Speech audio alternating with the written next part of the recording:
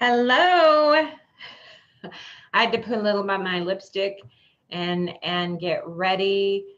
Didn't the Facebook Live to my Zoom changes. It doesn't load right away, so I never know when I'm going live and when I'm not. So happy 4th of July, everyone. I hope you're having a great afternoon, great day, celebrating our country. And if you don't like the Yankees, I'm sorry, this is the only team in my house because my son says so. So I just follow along with the ride. So I hope everybody is enjoying their day and it's not too hot for you. I know here in California, it is kind of hot. My name is Kim Hansen. I am the leadership coach, and today we are going to be talking about the first pillar to the 4 pillars of change, of positive change, I should add. And hi, Jill, if you have any comments or questions or anything, please put it in the comment section. I'll check them throughout. Hopefully I won't be chatting it up too long. I'm hoping to keep this to 20 minutes, but I might not unintentionally lie here. So hi Benny, hi Melanie, hi Dean, hi Omar. I hope you guys are all doing great. So like I said, today we are going to be talking about the first pillar to my 4 pillars of positive change, intentional change. You know, we all have change. Change is inevitable. We have been talking on a thread that I posted yesterday. Since yesterday, it's a very long thread. I don't even know how many comments it has, but I mean, we've been all over the place on that thread. And basically, you know, we've been talking about retail, and it ultimately, it's talking about change and the change in our industry in retail. And that's just one of the changes that we have to ebb and flow with. So how do we deal with that change in a positive way to grow our companies, to ebb and flow, to use it to our advantage?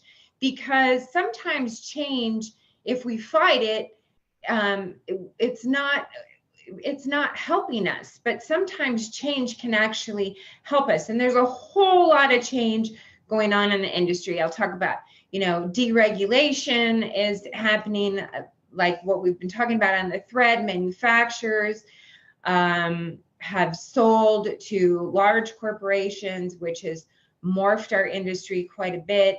Education has changed. A lot of manufacturers aren't offering education, so education is being offered online, not as much in Salon as it used to be. So much change, and some of it we fight, and it frustrates us. So I created the 4 pillars of change to help us focus on something and help us create an actionable direction towards intentional change. So that some change is unintentional, some change we can't help, but we do have control of what is around or what we do in our businesses, what we do in our lives. So I'm going to screen share here because I have a little PowerPoint for you guys. And let me get this up here. I forgot to click my screen share button. And why don't you guys tell me what you're eating today for your 4th of July celebration? We're having lobster. My son got a new grill, and he decided he's going to make lobster. So that's what we're having. So here we go. So the 4 pillars to effective change. Last week, I talked about why the 4 pillars, why we want change, why we want to move things forward, and why we want to deal with things effectively. And so the 4 pillars to change are reflection, direction, action, and impact. Reflection, direction, action, impact, in that order. And it's a reciprocal revolving door. Because we are constantly in a state of change, we're constantly working around these 4 pillars. So we want to start with reflection today. And that is really when we're bumping up against frustration and we're bumping up against things aren't working right. And we've got people in our businesses that are frustrated and people aren't doing well, and people maybe are leaving, or morale is low and we can't motivate them. So we need to start with reflecting. We need to reflect on what has happened, what we are doing. We need to look at our systems. We need to figure out what's working. We need to analyze what is going on in our business. And sometimes that analysis takes time. So the first pillar, reflection. And here's the deal. We want to align ourselves with what is happening in our lives or in our business today. Hey, Kenneth. I'm glad you were involved in that. We were just talking about change on that thread. And hi, Scott. And so we want to align ourselves with where we are at currently, in whether it's in our personal lives or in our business lives, whatever it is. We want to what's the current present day? And in order to do that, sometimes we have to rethink the idea of having to be constantly grinding or constantly in motion, constantly in action mode. And at times we need to embrace the concept of rest, recovery, and reflection. And this is how we make progress. We make progress by reflecting on where we are and what is it working? Is it not working? Are our systems working? How we react or act to things, are they working? What's working? What's not working? And sometimes we need to stop moving. We just need to stop moving. And we need to, sometimes for people, sometimes writing is a good way of reflecting. Sometimes people are verbal, and talking is the best way of reflecting. Sometimes even just to pull yourself out of the situation and go on vacation. And then we have our best inspiration or our best aha moments in our relaxing, in our downtime. So resist the urge to constantly be in motion, in a state of like having to, almost like sometimes we get in this state of panic and we just get stuck there. So when we feel internally, when we're feeling that and we're feeling fear or frustration or anger, we need to stop and we need to reflect. And it's vitally important. And why do we reflect? Reflection gives us perspective. It gives us real perspective on the situation. Hey, Tommy. Reflection teaches us. If we learn from our mistakes, we learn from the past. if we're constantly moving forward, not taking time to breathe, not taking time to relax, not taking time to think, we can't learn from where we've been, because we're just constantly moving. Reflection can inspire us. We get those moments of, oh, that's it. That's, and it happens in those times where we're not even thinking about the problem. Many times, sometimes we just be having a conversation with another colleague or a friend, and then all of a sudden, boom, inspiration hits us. That's it. I know you guys have had that happen to you. And reflection creates focus. So when we reflect and we take time, we bring things back into perspective or focus. And when we have the right perspective, we see things clearer. I keep this by, this is my little crystal, and I keep it by my my computer on my desk, so that it helps me to create clarity. And at times where I don't have clarity, what this does, it reminds me of when I look, depending on where I look through, if I look through the side where it becomes clear. If I look through the end, I have no clarity. My perspective, my vision, my focus is different than if I look in a different way, in a different part of my crystal. So I keep that by my desk to remind me to always try and get the proper perspective and the proper focus. And how I'm viewing things oftentimes is skewed, and it's not, and that's when I know I need to take time to reflect. Reflection celebrates the wins. If we don't take time, like today, 4th of July. Hi, Elby. 4th of July, it's time to celebrate. I know I'm working, but I have taken time, and I will take more time to celebrate with my kids. If you saw my little DIY fountain that I made, so cool.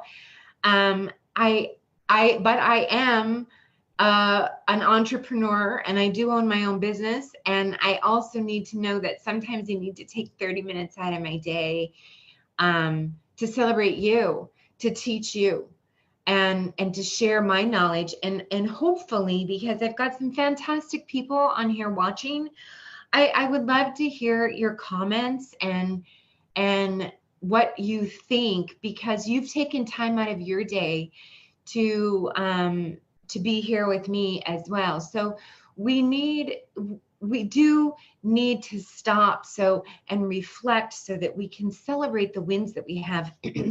Reflection also moves us forward. We can't move forward if we don't take time to reflect. Action does move us forward, and action is our 3rd pillar. But if we don't think about what action we're going to take and intentionally take, sometimes we take the wrong action. So we do need to reflect in order to move forward. Reflection also creates intention. In everything we want to do, we need to create intention around it and be very strategic about the things that we say and the things that we do, and not always so reactive. When we don't take time to reflect, we have a tendency to be in a state of reaction all the time. I think I read or I heard the University of San Diego estimates that 90% of our day is spent in reaction. So if we're if 90% of our day is spent in reaction, you know what's happening? When we're in reactive mode, we're producing cortisol. And when we're producing high amounts of cortisol, we don't feel good. We're not healthy. We don't operate, our mind and our body doesn't operate in best performance mode. So when we take time and stop and reflect, we get out of that reaction mode and into reflection and into being thoughtful and into creating right intention. Questions for reflection. So sometimes when we reflect, these are just good questions to kind of have in our minds. And so when you stop and you look at your business and you think to yourself, and there's something not right, and you know there's something not right, you can see it, you can feel the frustration, you can see, maybe you've had a couple of people leave, whatever it is, you can feel it. You can intuitively feel that something's not right. So here's questions for you to ask yourself when you're in moments of reflection, and which will bring you to moments of reflection. So one of them is, what's your biggest asset? Whatever that is, ask yourself right now, hi, Roland, what is your biggest asset? Ask yourself again, right now, what is your biggest liability? The next one, what's my highest high?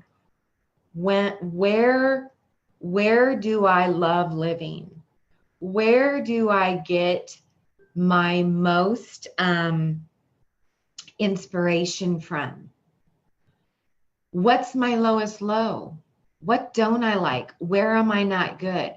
When we create a team, we need to know these things as leaders, because when we're creating a team, we need to know where we live at the highest vibration, so that when we create our team, we can be allowed to vibrate at that highest vibration. And then we start bringing people in who operate where we don't naturally operate.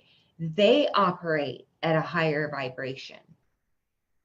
We're not all going to be good at the same things. So we need to be thoughtful about where, or even if we're reflecting about a particular period of time and not about ourselves, or whatever it is that you're reflecting on. What was the lowest low there, and what was the highest high there? Again, do you guys understand that it's like a positive and the negative? So what's my biggest asset? What's my biggest liability? What's my highest high? What's my biggest low? What's my most worthwhile emotion? What's my least worthwhile emotion? What serves me and what doesn't serve me?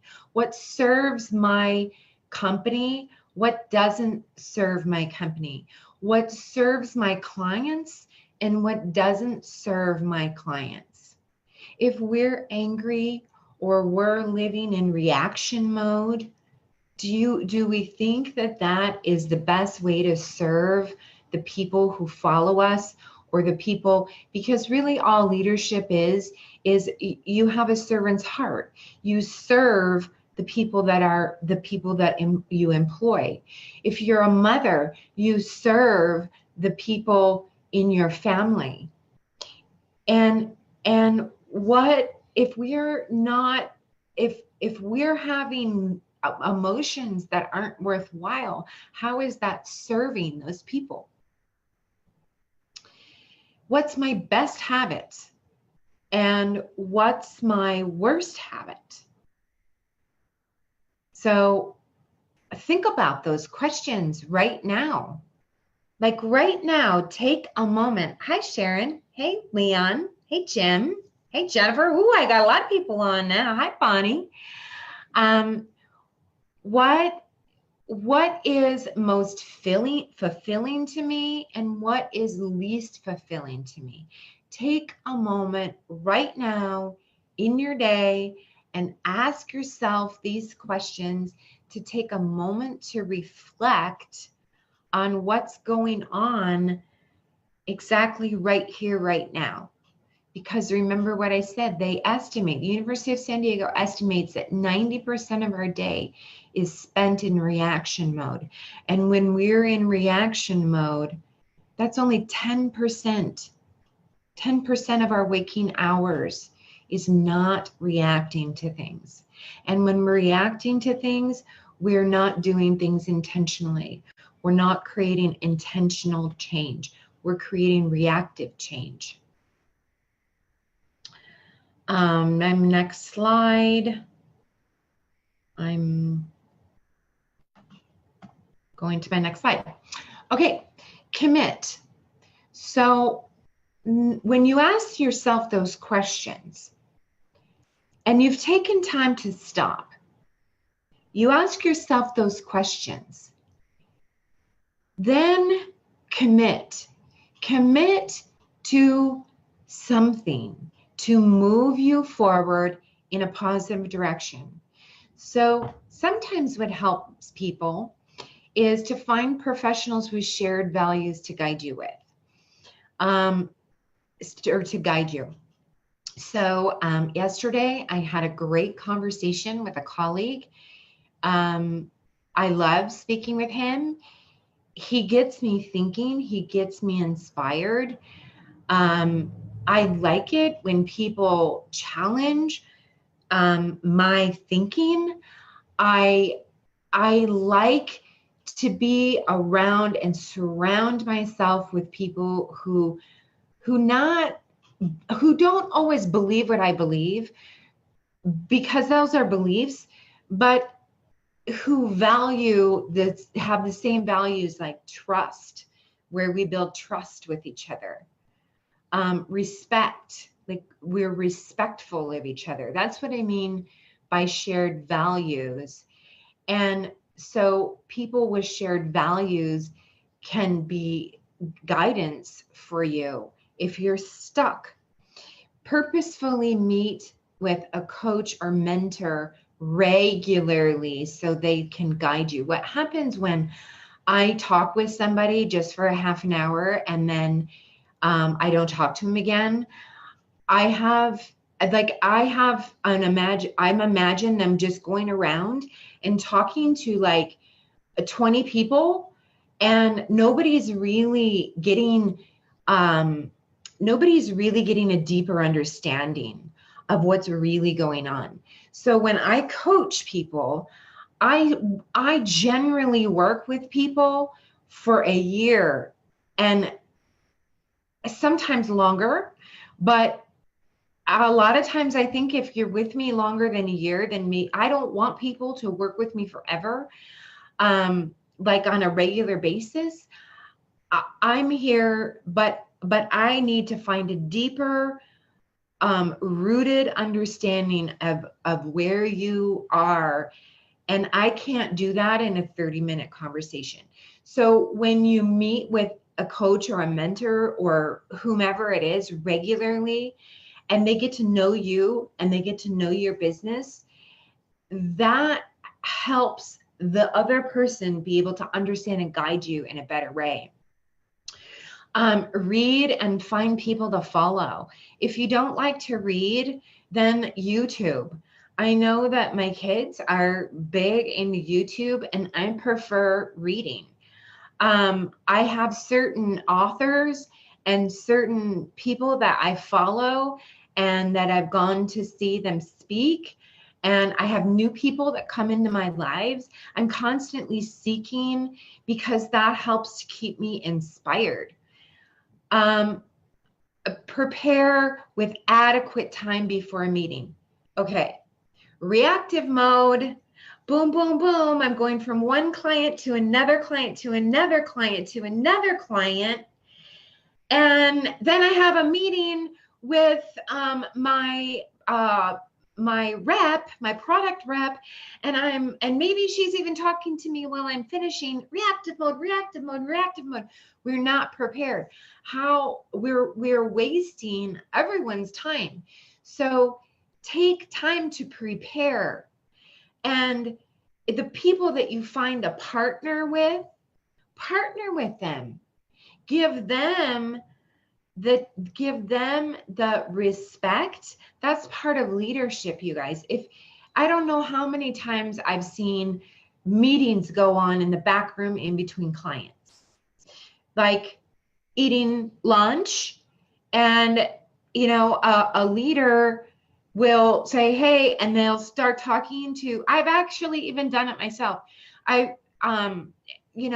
Because we don't take time to prepare our thinking and to become intentional about our thinking and about that meeting and preparing for that meeting. So how do you think that meeting goes? Probably not very well. So instead of having those meetings in the break room or in the back room while we're mixing color or while we're shoving some sort of food down on our face, hey Patty, hey Gloria, hey Jackie, instead of doing that, take time to prepare for the meetings. If it's a meeting with a coach, if it's a meeting with a boss, if it's a meeting with a product, with one of your product reps, if it's a meeting with an educator, whoever, if it's a meeting with a coach, if it's a meeting with a mentor, whoever you're meeting with, take time to think, write down notes, and prepare, and take the proper time, because what are we doing? We're reflecting. When we take time to prepare, we're reflecting on what may have happened or what we want to say, so that we can create direction and then take positive action to then have a positive impact on those that we lead. Another one is reflect after the encounter. Reflect after we meet with people. Write down notes. When I finish coaching someone, I don't do it always right away, but usually within the first, like say 8 hours, 6 hours after meeting with one of my clients, I have a book for each. I have a little folder for each one of them. And I sit down and reflect on the meeting and reflect on maybe what I want to say next time, or things that I just am ruminating about, so that I can be the best advocate for them. Ask good questions. Good questions can only be asked if we take time to prepare. Be accountable to the direction and guidance of your mentor. A lot of times I give direction and the leader is not accountable to that direction. It's like homework, guys. If you're committed to change, if you're committed to positive change, if you're committed to a system, if you're committed to that relationship, if you're committed to your business, follow through on good direction. You don't have to follow through on every direction, but follow through on direction, especially to those people who have a deeper understanding of your business. Don't just follow direction to follow direction. Follow direction. When people give you direction, reflect on the direction they gave you. Decide if it's where you want to go for your business, if it's positive action for your business or positive direction, which will then have a positive impact on the people around you. And then do it. Do it. A lot of times people don't do it. And then like 2 weeks later, because my coaching calls are every other week. So then and if some of my coaching clients are listening, you probably might be feeling a little guilty because sometimes we don't always, 2 weeks go by and then all of a sudden, oh, I didn't get that done. And I mean, I'm not your teacher. There's no grade here, but that's your life. It's your business. It's your company. It's your growth. So why not take action? Why not take direction? Mentors and coaches are gifts to your growth. Be grateful for their knowledge and guidance and experience. And thank the people in your life. And make sure to express that to people, because like sometimes I don't know what I don't know. So like right now, if you're watching and like I always loves the little hearts and the little thumbs up and the little laughy faces, although a lot of my content isn't like super hilarious, but I love that. They like, that was a good one. That was a good one. And it feeds me to be able to become more inspired for you. So if somebody gives you good advice, or somebody give you advice that had a positive outcome, then thank them. Be grateful to them. And then finally, guys, in partnerships, and when we have committed partnerships, be teachable. Both ends need to be teachable. If I'm your coach, I need to be teachable. If you're my client, you need to be teachable, because what is it? It's a partnership. I don't know everything. You don't know everything. That's part of being humble. And one of the big, I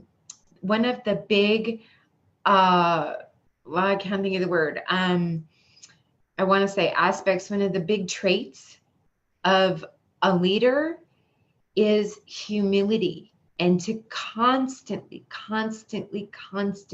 be teachable and open. And we can't be teachable if we're always in action.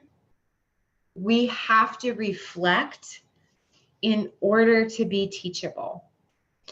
So that's it. I want everyone to know that I do offer 30-minute complimentary consultations. Sometimes they're quite helpful. Sometimes I think mostly everybody that I speak with for that 30-minute time, either if they don't even become my client, they find it helpful in either way. And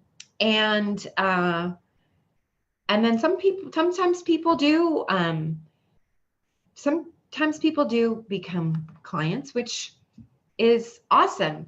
And it gives you an opportunity to see if you like me, is basically what that 30-minute consultation is, because we need to have connection. And sometimes you don't have connection with me, and sometimes I don't have connection with you, because I'm not the right coach for everyone. So I give everybody like a little free ride for 30 minutes to see if that works.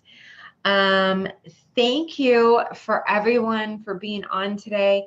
Remember, the best time to reflect is and create a habit of reflection is at the end of your day. So if you journal, maybe you just meditate, maybe you're a verbal processor and you verbalize with somebody, but at the end of the day, the best time to reflect is at the end of the day, and try and make reflection a habit. I promise you, if you practice this first pillar regularly, you'll find that you're less reactive and you have more inspiration, and you have a more positive impact on the people that you lead. So I hope that was helpful for everybody.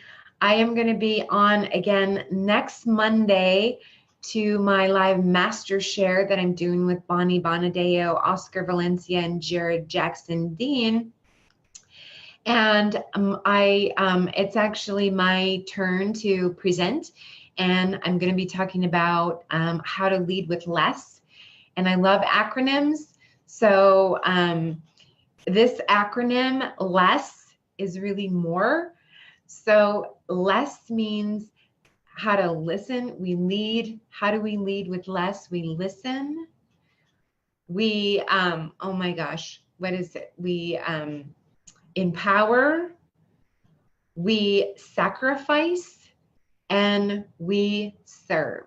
So on Monday, 10 a.m. Pacific Standard Time, I'll be back on to talk about leading with less and what that looks like and how that means. And if you can't tune into that one, I'll see you back next Wednesday around the same time. You guys have great fireworks show. For some of you who are on the East Coast, maybe it's just about starting. Enjoy the rest of your 4th of July. Make sure this evening to take time and reflect about your day and celebrate the day and your family, whatever you did. Okay? Bye. Have a great day, and we will talk soon.